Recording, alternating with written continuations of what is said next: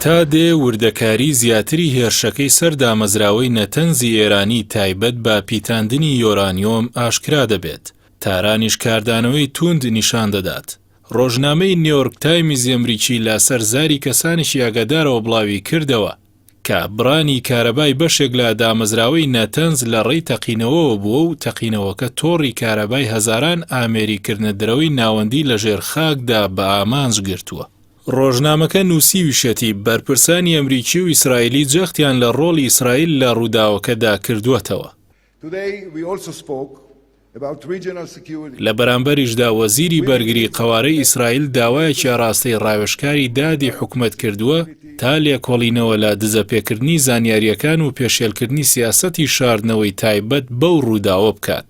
ئەو داوایە لە کاتێکدا ڕۆژی ڕابردووتر ئێزگەی قەوارە ئیسرائیل بڵاوی کردەوە کە دەستگای ئاسایشی دەرەکی مۆساد هێرشە ئەلکترۆنیەکەی سەر دامەزراوەی نەتەنزی ئەتۆمی ئەنجام داوە. لە نوێترین پێشهاتیشدا کەناڵی سیانزەی ئەو قەوارەی ڕایگەیاند هێرشەکەی دامەزراوەی نەتەنز لە ڕێی تەقینەوەوە بووە، نەک هێرشی ئەلکترۆنی. لای خۆیەوە ئێران لە سەرزاری وەزیری دەرەوەی هەڕەشەی وەڵامدانەوەی قورسی هێرشەکەی کرد و ڕاشی گەیاند ئیسرائیل بەو کارەی قومارێکی زۆر خراپی کردووە. وەزیری دەرەوەی ئێران ڕوو بەلایەنی ئەمریکی ئاماژەی بەوەش کرد کە ئەو جۆرە کارە تێکدەرانە دۆخەکە بۆ ئەوان واتە بۆ ئەمریکیەکان زەحمەتتر دەکات. سەرۆکی ڕێکخراوی وزەی ئەتۆمی ئێرانیش جارێکی دیکە جەختی کردەوە لەوەی ڕووداوەکەی ڕۆژی یەکشەممەی سەرەتای ئەم هەفتەیەی سەر دامەزراوەی نەتەنز کاری تێکدەرانە بووە و هێزانیەکانی وڵاتەکەشی لەو بارەیەوە بە زانیاری نوێ گەیشتون. ئاژانسی نور نیوزی ئێرانی لە سەرزاری بەرپرسێکی ئاگادار لە وەزارەتی ئاسایشیەوە بڵاوی کردەوە ناسنامەی ئەو کەسەیان دەستنیشان کردووە کە بووەتە هۆی دروستکردنی گرفت لە تۆڕی کارەبای یەکێک لە بەشەکانی دامەزراوەی نەتەنزی ئەتۆمی کە بڕینی کارەبایە و بەشەی لێکەوتووەتەوە. ئەو بەرپرسەی وەزارەتی ئاسایشی ئێران وتوویەتی ڕێوشوێنی پێویست بۆ دەستگیرکردنی بکەری سەرەکی ڕووداوەکە دەگرینە بەر.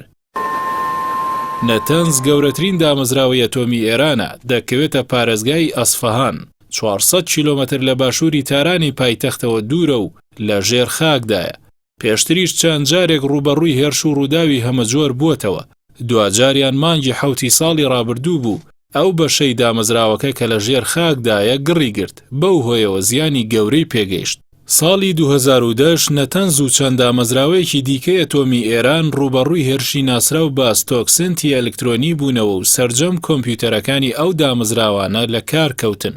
لە چەند ساڵی کەمی ڕابردووشدا قەوارەی ئیسرائیل لە ڕێی هەریەک لە فیلمی بەکرێگیراوە نهێنیەکە و تارانەوە نیازی خۆی بۆ پەیداکردنی زانیاری لەسەر دامەزراوە ئەتۆمیەکانی ئێران و زیان پێگەیاندنیان نیشان داوە.